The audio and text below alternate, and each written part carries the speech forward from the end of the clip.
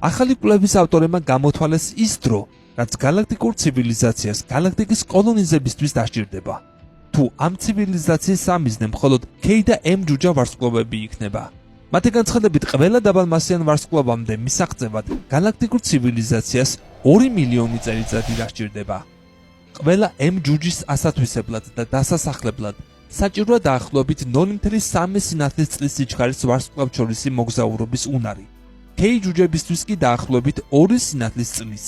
წერენ კვლევრები. მათი განცხადებით, მზის სისტემაში არამიწიერი დასახლებების რაოდენობა შესაბამისობაშია მოსაზრებასთან, რომ მათი გავრცელება ნახევარი galaktikით შემოიფარგლება M ჯუჯა ვარსკვლავებით ან K ჯუჯა ვარსკვლავებით. მოგზაურობის დიდი შესაძლებლობების მქონე ცივილიზაციას დრამატულად შეუძლია შეამციროს 2 მილიონ წლიანი პერიოდი. ასეთი შეფასება ეფუძნება ცივილიზაციას, რომელიც galaktikაში ტალღებად ვრცელდება. უნდა იყოს ისეთი პერიოდებიც, როდესაც ცივილიზაცია სასურველი ვარსკვლავის მოახლოებას უნდა დაელოდოს. ავტორთა განცხადებით, ცივილიზაციებს შეუძლიათ გამოიყენონ ვარსკვლავთა მოახლოებები, რათა galaktikაში სწრაფად გავრცელდნენ რელატივისტური კოსმოსური ფრენების გარეშე.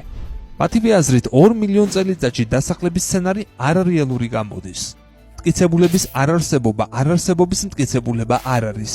და უნდა განაპირობებდეს სახეობის მუდმივად ექსპანსიას, მოსახლეობის რაოდენობის ზრდა, ენერგიის საჭიროება, მეცნიერული ცნობის მოყვარეობა თუ სხვებზე ბატონობა.